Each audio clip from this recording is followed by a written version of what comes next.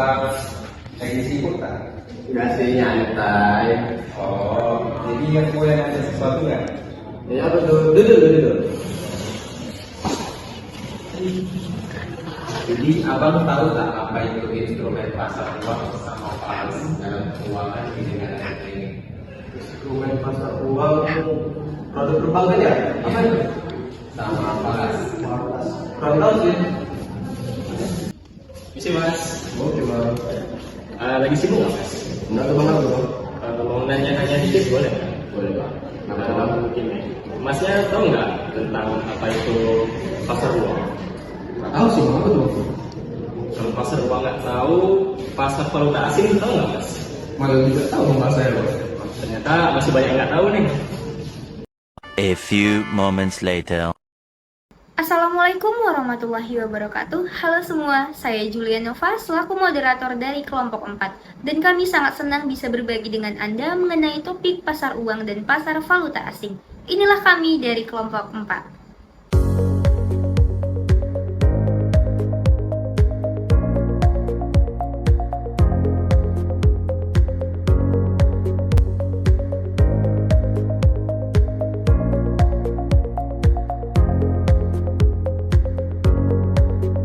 Mari kita bersama-sama menjelajahi bagaimana kedua pasar ini memainkan peran penting dalam membentuk perekonomian global. Tanpa basa-basi lagi, kita mulai perjalanan dalam memahami dinamika pasar uang dan pasar valuta asing. Yuk simak video kali ini. Untuk materi pertama akan disampaikan oleh teman kita yaitu Vela tentang pengertian pasar uang dan tujuan pasar uang. Baiklah, terima kasih kepada moderator atas kesempatan untuk penyampaian materi pertama dengan topik pasar uang dan valuta asing ini. Pada kesempatan kali ini, pertama teman-teman harus tahu bahwa pasar uang di Indonesia ini masih sangat relatif baru jika dibandingkan dengan negara-negara maju lainnya. Namun, dalam perkembangan dunia sekarang ini, maka pasar uang di Indonesia juga ikut berkembang walaupun tidak semarak perkembangan pasar modal.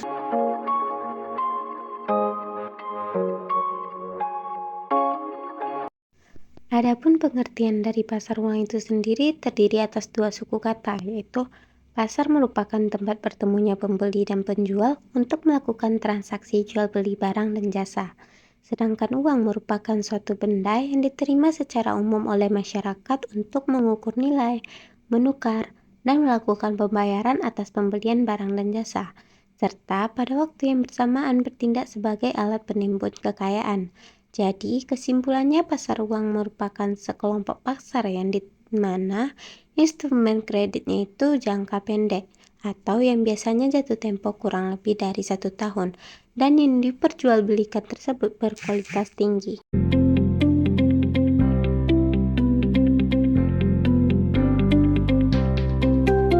Para peserta dalam pasar uang adalah bank atau lembaga-lembaga keuangan yang memerlukan dana jangka pendek. Dan biasanya, pembelian surat-surat berharga pasar uang hanya didasarkan kepada kepercayaan mereka semata. Hal ini disebabkan surat-surat berharga pasar uang biasanya tanpa jaminan tertentu. Oleh karena itu, faktor kepercayaan sangat dominan sebelum surat-surat tersebut dibelikan oleh investor di samping faktor-faktor lainnya. Untuk materi selanjutnya yaitu tujuan dari pasar uang itu sendiri. Seperti halnya pasar modal, dalam pasar uang terdapat dua pihak yang terlibat secara langsung maupun tidak langsung. Masing-masing pihak saling berkepentingan satu sama lainnya dan mempunyai tujuan masing-masing pula. Pihak-pihak yang terlibat dalam pasar uangnya adalah sebagai berikut. Yang pertama, pihak yang membutuhkan dana. Dalam hal ini, baik bank maupun perusahaan non-bank yang kebetulan membutuhkan dana secara segera harus dipenuhi untuk kepentingan tertentu. Yang kedua, pihak yang tidak menanamkan dana, yaitu pihak yang menyediakan dana atau pihak yang menjual dana, baik bank maupun perusahaan non-bank dengan tujuan investasi di pasar uang tersebut. Bagi pihak yang memerlukan dana dan mencari dana tersebut di pasar uang, terdapat beberapa tujuan. Tujuan ini tergantung dari kepentingan dan kebutuhan mencari dana. Paling tidak, ada 4 tujuan dalam menghimpun dana dari pasar uang, yaitu yang pertama, untuk memenuhi kebutuhan dana jangka pendek, seperti membayar hutang yang segera akan jatuh tempo. Yang kedua, yaitu untuk memenuhi kebutuhan likuiditas karena disebabkan kekurangan uang kas. Yang ketiga, untuk memenuhi kebutuhan modal kerja, yaitu membayar biaya-biaya upah karyawan, gaji, pembelian bahan, dan kebutuhan modal kerja lainnya.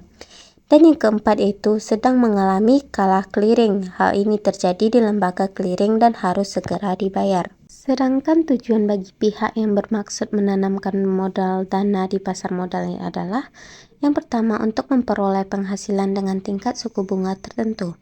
Yang kedua, bermaksud membantu pihak yang benar-benar mengalami kesulitan keuangan. Dan yang ketiga, spekulasi dengan harapan akan memperoleh keuntungan besar dalam waktu yang relatif singkat dan dalam kondisi ekonomi tertentu. Baiklah, setelah berkenalan mengenai pasar uang, selanjutnya kita masuk ke bagian instrumen pasar uang. Pemilihan dana oleh investor di dalam pasar uang tentu dengan berbagai pertimbangan. Investor dapat memilih salah satu dari sekitar banyak surat-surat berharga yang ditawarkan sesuai dengan tujuan masing-masing. Surat-surat berharga yang ditawarkan di pasar uang kita sebut dengan instrumen pasar uang. Adapun jenis-jenis instrumen pasar uang yang ditawarkan antara lain interbank call money, sertifikat Bank Indonesia, sertifikat deposito, surat berharga pasar uang, bankers acceptance, commercial paper, treasury bills, repurchase agreement. Yang pertama adalah interbank call money. Pengertian call money itu sendiri adalah kredit atau pinjaman yang harus segera dilunasi atau dibayar apabila sudah ada tagihan atau panggilan dari pihak pemberi dana atau kreditor. Jangka waktu kredit berkisar antara 1 hari sampai dengan 7 hari. Pemberian call money dapat berbentuk one day call money atau overnight, di mana harus dilunasi dalam 1 hari. Call money dapat pula terbentuk 2-day call money di mana pelunasannya adalah selama 2 hari. Yang kedua adalah sertifikat Bank Indonesia. Sertifikat Bank Indonesia merupakan surat berharga yang diterbitkan oleh Bank Sentral, yaitu Bank Indonesia.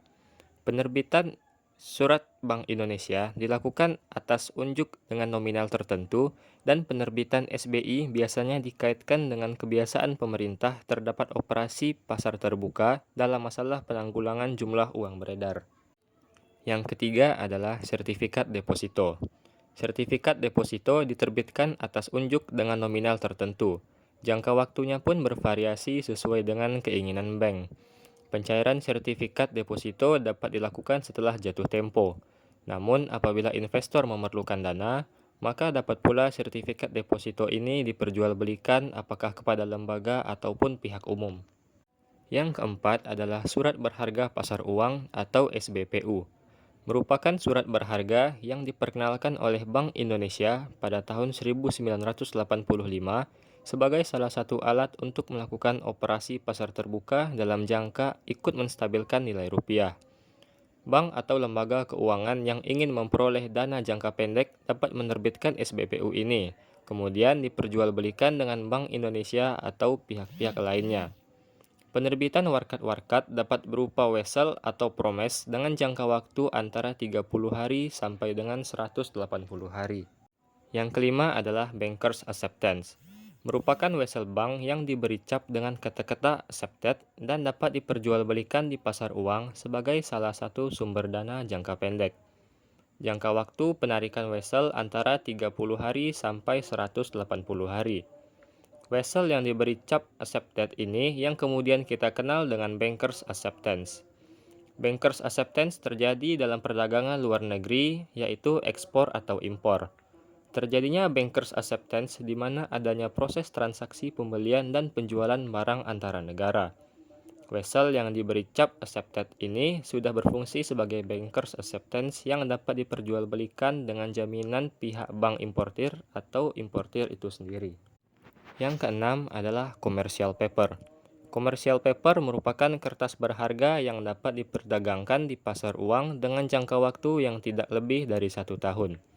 Yang termasuk ke dalam jenis commercial paper adalah promes yang diterbitkan oleh perusahaan lembaga keuangan termasuk bank. Penerbitan promes yang termasuk ke dalam jenis commercial paper ini tidak disertai jaminan tertentu, seperti halnya jenis surat berharga pasar uang lainnya, bahwa penerbitan commercial paper ini dilakukan untuk memenuhi kebutuhan modal jangka pendek perusahaan, di mana kepada si pemegang promes penerbit berjanji untuk membayar sejumlah uang tertentu pada saat jatuh tempo. Yang ketujuh, Treasury Bills. Merupakan instrumen pasar modal yang diterbitkan oleh bank sentral dengan jangka waktu paling lama 1 tahun. Penerbitan Treasury Bills oleh bank sentral itu biasanya atas unjuk dengan nominal tertentu pula. Keuntungan dari Treasury Bills ini bagi pembeli faktor kepercayaan akan dibayar kembali mengingat diterbitkan oleh bank pemerintah. Di samping jenis surat berharga ini mudah diperjualbelikan, Treasury Bills diterbitkan di luar negeri, sedangkan di Indonesia dapat disamakan dengan sertifikat Bank Indonesia atau SBI yang diterbitkan oleh Bank Indonesia. Yang kedelapan adalah Repurchase Agreement. Merupakan bentuk surat berharga yang juga dapat diperjualbelikan dengan suatu perjanjian tertulis bahwa si penjual akan membeli kembali surat-surat berharga tersebut. Pembelian surat-surat berharga tersebut disertai dengan perjanjian yaitu harga dan tanggal jatuh temponya. Transaksi repurchase agreement ini diperjualbelikan secara diskonto. Instrumen yang diperjualbelikan dapat berupa sertifikat deposito, SBI, SBPU, serta Treasury Bills. Nah, teman-teman sebelumnya pasti pernah mendengar istilah valuta asing. Jadi, pasar valuta asing atau sering disebut dengan istilah foreign exchange market merupakan pasar di mana transaksi valuta asing dilakukan baik antara negara maupun dalam suatu negara. Transaksi dapat dilakukan oleh suatu badan atau perusahaan atau secara perorangan dengan berbagai tujuan. Dalam setiap kali melakukan transaksi valuta asing, maka digunakan kurs atau nilai tukar. Nilai tukar ini dapat berubah-ubah sesuai kondisi dari waktu ke waktu yang disebabkan oleh berbagai faktor seperti faktor ekonomi dan faktor politik. Di Indonesia, Bank Indonesia juga menyelenggarakan bursa falas, di mana bank-bank devisa dapat melakukan transaksi falas dengan Bank Indonesia. Kurs ditentukan oleh Bank Indonesia setiap hari dan kurs selalu berubah-ubah setiap hari pula. Transaksi falas antar bank devisa dapat pula dilakukan dalam bursa bebas, baik dalam negeri maupun internasional. Dalam perdagangan pasar falas internasional, hanya mata uang yang tergolong convertible currencies yang sering diperdagangkan, sedangkan yang tidak termasuk dalam golongan tersebut sangat jarang diperdagangkan. Yang menentukan golongan convertible currencies adalah salah satunya volume perdagangan suatu negara, baik secara kualitas maupun kuantitas, di samping faktor lainnya.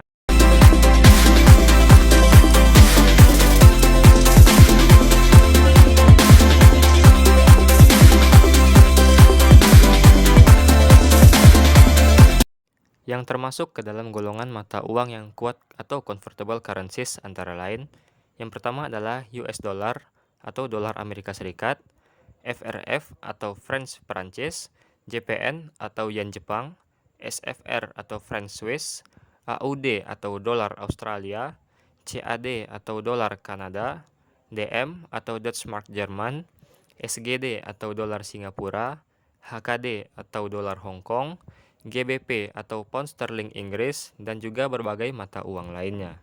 Selisih antara kurs jual dan kurs beli yang disebut spread, yang merupakan keuntungan bank dan dalam prakteknya selalu kurs jual lebih tinggi dari kurs beli.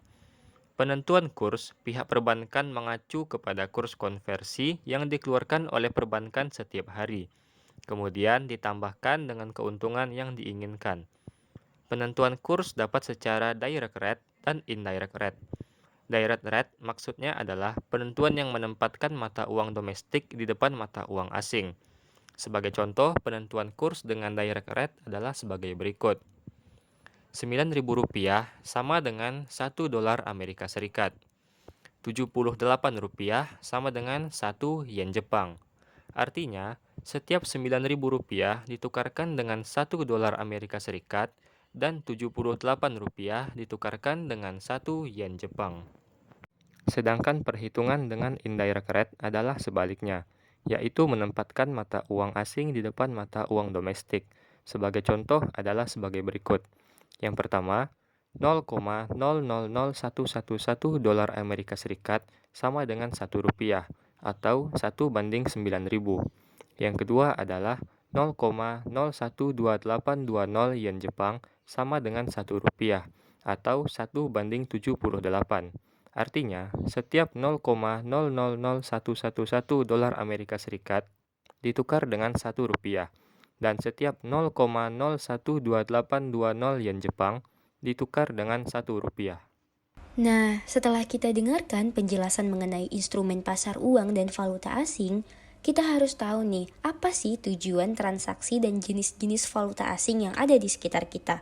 Baiklah, yang pertama kita harus tahu tujuan dari transaksi valuta asing. Oke, jadi sekarang aku udah ada di depan Money Changer BMC yang lumayan punya banyak cabang, dan kita langsung masuk aja.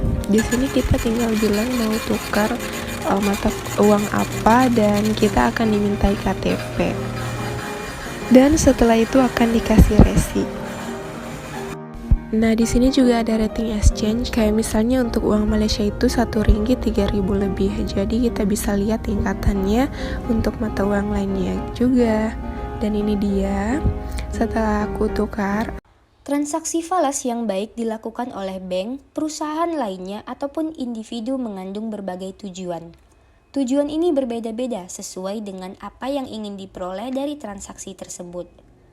Ada beberapa tujuan dalam melakukan transaksi falas yang baik yang dilakukan oleh perusahaan atau badan maupun individu, yaitu yang pertama untuk transaksi pembayaran, yang kedua mempertahankan daya beli, yang ketiga pengiriman uang ke luar negeri, yang keempat mencari keuntungan, yang kelima pemagaran resiko, dan yang keenam kemudahan berbelanja. Untuk lebih jelasnya akan dibahas berikut ini. Yang pertama, untuk transaksi pembayaran. Sebagai contoh, PT Maras Importir di Indonesia melakukan pembelian sejumlah barang berupa mesin-mesin dari PT Roche di Jerman. Pembayaran dilakukan dengan sales kontrak yang telah disepakati dan ditandatangani kedua belah pihak, apakah dengan DM Jerman atau dengan rupiah. Jika pembayaran dilakukan dengan mata uang eksportir, maka transaksi falas akan terjadi di Indonesia, yang artinya transaksi jual beli valuta asing terjadi di negara Indonesia, begitu juga sebaliknya. Yang kedua, mempertahankan daya beli. Kebijaksanaan pemerintah melakukan devaluasi bertujuan untuk meningkatkan ekspor sehingga barang-barang kita yang di luar negeri menjadi lebih kompetitif. Dengan melakukan devaluasi, maka nilai tukar rupiah diturunkan dengan mata uang yang didevaluasikan. Akan tetapi, bagi pemegang rupiah di dalam negeri justru nilai tukar uangnya terhadap mata uang asing malah menjadi turun, yang akibatnya daya beli pun menurun jika dibandingkan dengan falas tersebut. Yang ketiga, pengiriman uang ke luar negeri. Transfer ke luar negeri merupakan jasa bank dalam pengiriman uang ke luar negeri. Sarana yang digunakan dalam pengiriman ini dapat dilakukan dengan telepon, fax mail, atau sarana lainnya. Pengiriman dapat dilakukan dengan menggunakan negara pengirim atau negara yang akan dikirimkan. Jika pengiriman dalam mata uang negara tujuan, maka pertukaran falas terjadi di negara pengirim. Demikian pula sebaliknya, jika pengiriman dengan menggunakan negara pengirim, maka transaksi falas terjadi di negara tujuan. Yang keempat, mencari keuntungan. Transaksi falas dapat pula dilakukan untuk mencari keuntungan atau kemudahan dalam berbelanja. Sebagai contoh, untuk mencari keuntungan, nasabah dapat menyimpan uangnya dalam bentuk deposito falas atau rekening giro falas. Keuntungan dalam hal ini adalah di samping memperoleh suku bunga, nasabah akan memperoleh keuntungan dari kenaikan kurs yang terus-menerus. Keuntungan lainnya bagi nasabah yang menyimpan di rekening giro falas adalah dapat menarik atau mengeluarkan cek dan biljet giro dalam falas sebagai alat pembayaran. Yang kelima, pemagaran resiko. Dalam hal pemagaran resiko atau hedging, seringkali terhadap hutang dalam valuta asing. Hal ini akibat dari sering terjadinya kenaikan kurs yang terus-menerus. Kenaikan kurs ini dapat meningkatkan nilai pinjaman atau hutang jika tidak dilakukan hedging. Dengan dilakukan hedging, minimal risiko kerugian dapat diperkecil seminimal mungkin. Dan yang terakhir, kemudahan berbelanja. Di antara tujuan di atas yang sedang berkembang pesat sekarang ini adalah untuk tujuan kemudahan dalam berbelanja, terutama sekali bagi mereka yang suka berpergian ke luar negeri. Kemudahan ini dapat diwujudkan dengan membeli traveler check atau TC ataupun cek perjalanan. Dengan membawa cek perjalanan ini, nasabah dengan mudah dapat berbelanja di berbagai tempat dan di berbagai negara.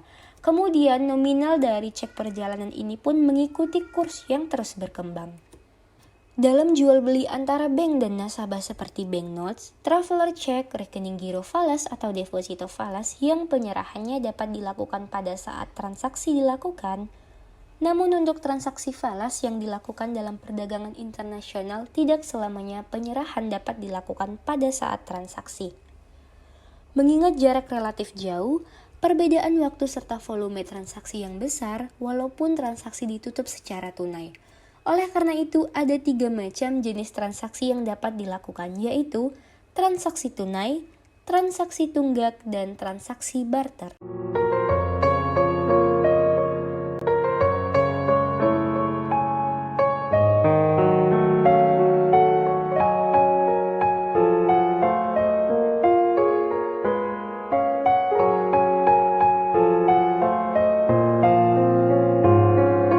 Berikut ini pembahasan untuk masing-masing transaksi yang terjadi, yaitu yang pertama, transaksi tunai. Dalam transaksi spot, biasanya penyerahan falas ditetapkan 2 hari kerja berikutnya. Misalnya, kontrak jual beli falas ditutup pada tanggal 10, maka penyerahannya di tanggal 12. Namun, apabila tanggal 12 adalah hari Minggu atau hari libur negara asal, maka penyerahannya dapat dilakukan pada hari berikutnya. Atau tanggal penyerahannya seperti ini disebut value date. Ada 3 cara penyerahan dalam transaksi spot sebagai berikut.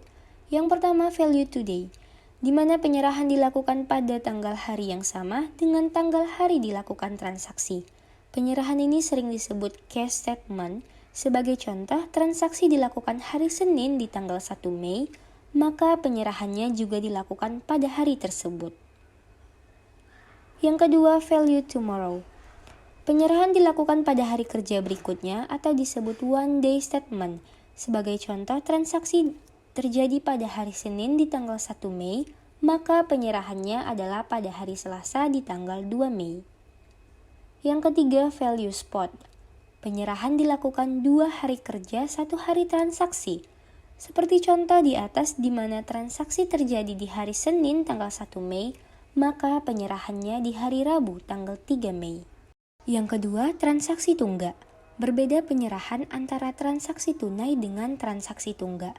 Dalam transaksi tunggak, penyerahan dilakukan beberapa hari mendatang, baik secara mingguan atau bulanan. Transaksi tunggak juga sering disebut transaksi berjangka karena memang memiliki jangka waktu tertentu. Kurs ditetapkan pada waktu kontak dilakukan.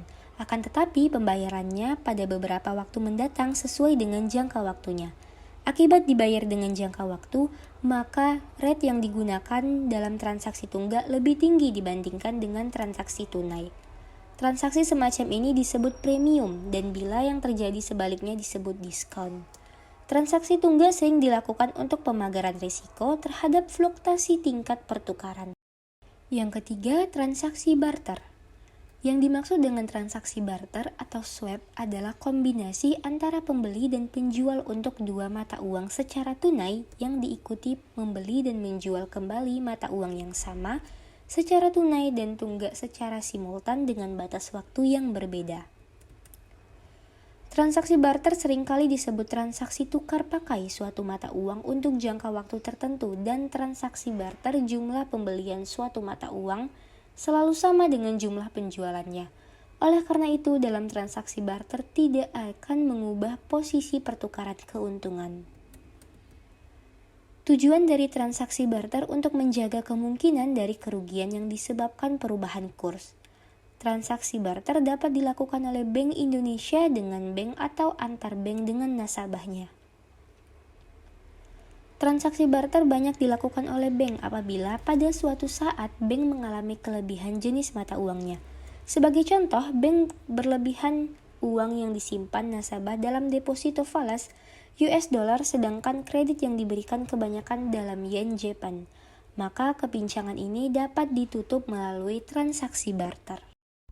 Baiklah, setelah kita mempelajari jenis-jenis transaksi falas, saatnya kita memasuki yang namanya margin trading, atau merupakan kegiatan pembelian falas atau valuta asing secara terus-menerus dalam suatu pasar, misalnya di suatu negara, untuk dijual kembali dengan segera di pasar negara lain dengan harga yang lebih tinggi.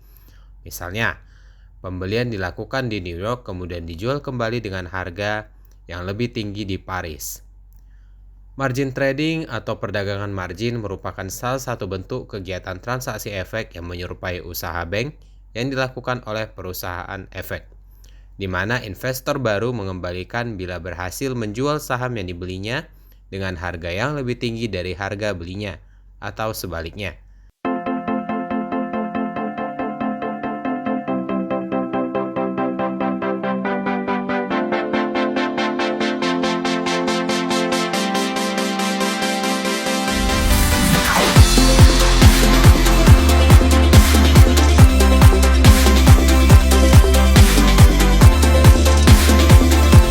Peraturan dalam transaksi margin trading diatur dalam peraturan Bapepam dan LK, kemudian peraturan BEI, dan kemudian peraturan nomor 3 yaitu peraturan pemerintah, di mana peraturan-peraturan ini merujuk pada skema short selling yang sederhana, di mana penjual melakukan short selling dengan meminjam saham dari sekuritas dan kemudian mencari saham di bursa untuk mengembalikan saham yang dipinjam tersebut. Resiko gagal akan mungkin terjadi dalam transaksi short selling ini dibanding jual beli transaksi saham pada umumnya, di mana resiko lainnya adalah penurunan harga yang signifikan. Namun demikian, untuk mencegah efek negatif yang dapat timbul dari transaksi short selling dari margin trading ini, maka peranan OJK beserta bursa efek dalam mengawasi pasar modal perlu ditingkatkan sehingga akan tercipta pasar modal yang teratur, wajar dan efisien berdasarkan peraturan tersebut. Perubahan kebijakan bursa efek dirubah oleh Bursa Efek Indonesia dan Otoritas Jasa Keuangan, di mana dimulai diregulasikan pada tahun 2015 untuk mendorong transaksi di pasar modal, seiring dengan bursa saham yang tengah anjlok akibat tekanan dari perlambatan ekonomi. Skema dalam pelunasan margin trading. Ketika pinjaman jatuh tempo, tentunya investor harus membayar hutang margin dengan menyetor dana ke akunnya. Kemudian akan dikenakan pembayaran bunga pinjaman. Apabila terjadi gagal bayar atau prestasi, konsekuensinya adalah kepemilikan saham secara otomatis dilikuidasi untuk menutup kerugian, salah satunya dengan menjual paksa. Syarat margin trading, di mana syarat margin trading atau sebelum dilakukannya transaksi margin trading diawali dengan mengetahui perusahaan sekuritas yang menyediakan margin trading. Kedua, mengenali apa saja yang menjadi saham yang dapat dijaminkan, dan kemudian memenuhi persyaratan portofolio. Kemudian syarat margin trading tadi dilakukan berdasarkan kebijakan direksi bank dan kemudian kontrak yang telah disetujui sebelumnya. Selanjutnya, margin trading dilakukan atas dasar tersedianya margin deposit yang ada. Ditetapkan setinggi-tingginya 10% dari modal bank untuk kepentingan bank. Untuk kepentingan nasabah, margin trading ditetapkan setinggi-tingginya 10 kali dari margin deposit nasabah yang disetor ke bank.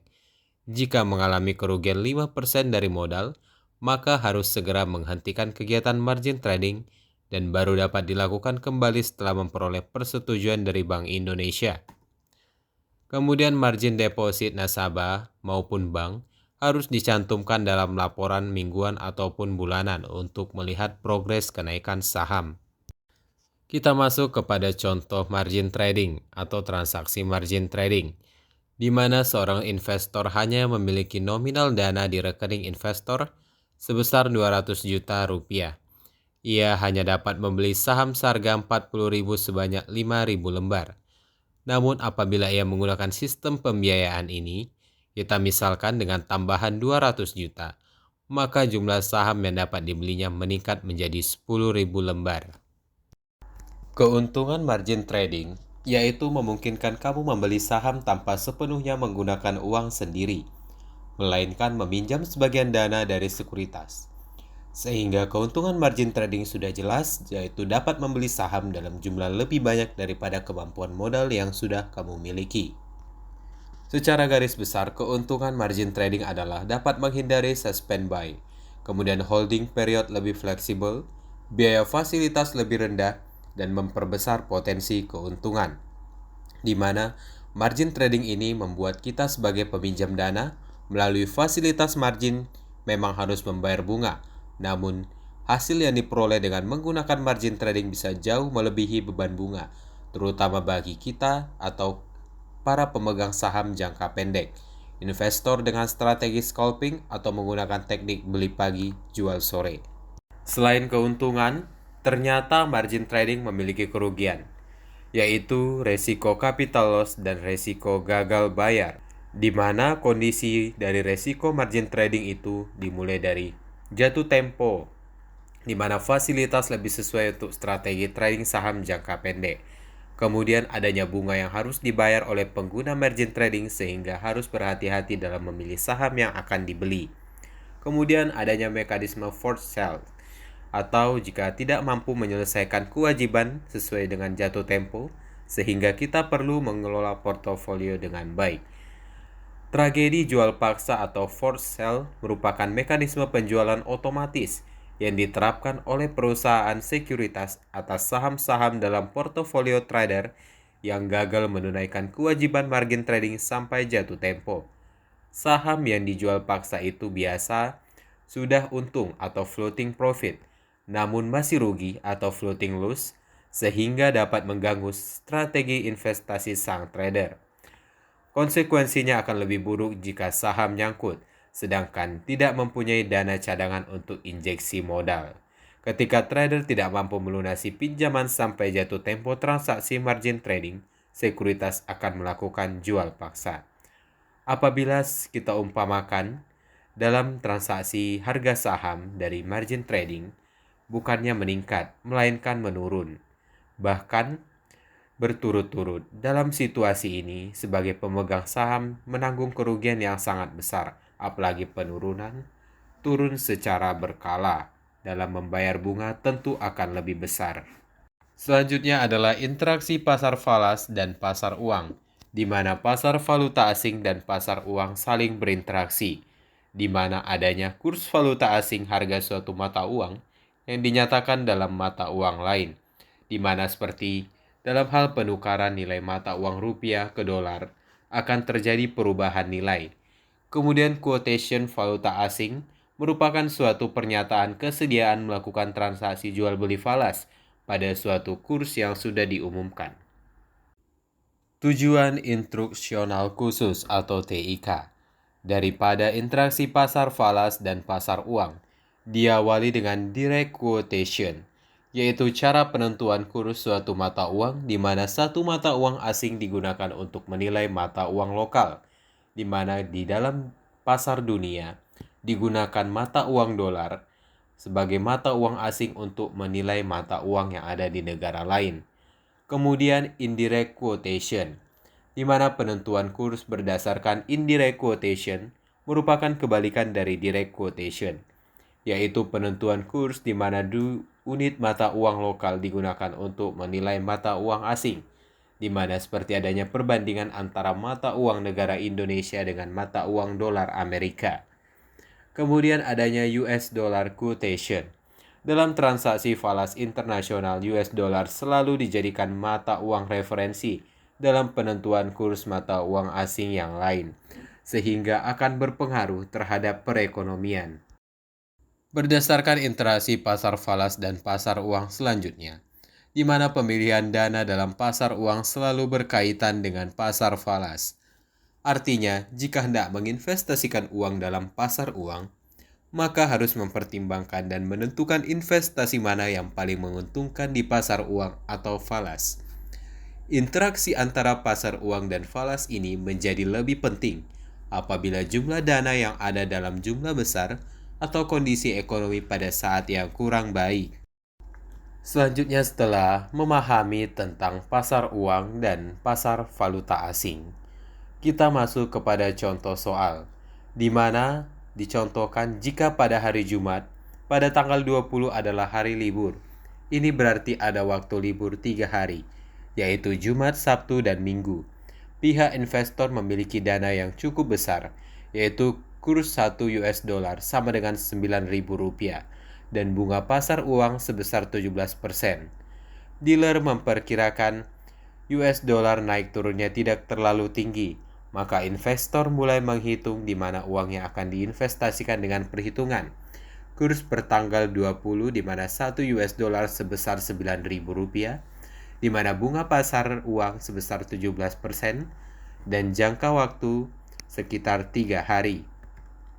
Selanjutnya akan dibuat perkalian sebagai berikut.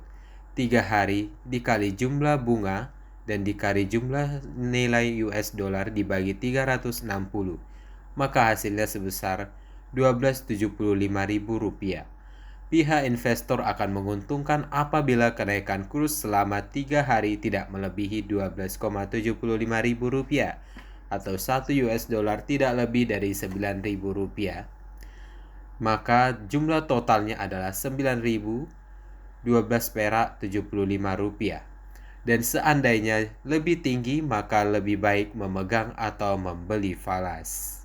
Dalam margin trading, bagaimana pengaruh kebijakan hedging terhadap pendapatan perusahaan dan apa saja faktor yang mempengaruhi transaksi falas? Baiklah, sekian presentasi materi dari saya mengenai margin trading dan interaksi pasar uang dan falas. Sekian, saya kembalikan ke moderator. Gimana nih teman-teman, sudah pada tahu belum apa itu pasar uang dan pasar valuta asing? Jangan ragu untuk berbagi pandangan dan pertanyaan Anda ya. Terima kasih telah menemani kami dalam topik kali ini melalui pasar uang dan pasar valuta asing. Keduanya memang memiliki peran yang sangat penting dan signifikan dalam perekonomian global. Sebagai penutup, mari kita selalu meningkatkan pemahaman kita mengenai pasar keuangan untuk membuat keputusan yang lebih bijak. Sampai jumpa di kesempatan berikutnya. Kami dari kelompok 4 pamit undur diri. Terima kasih. Wassalamualaikum warahmatullahi wabarakatuh.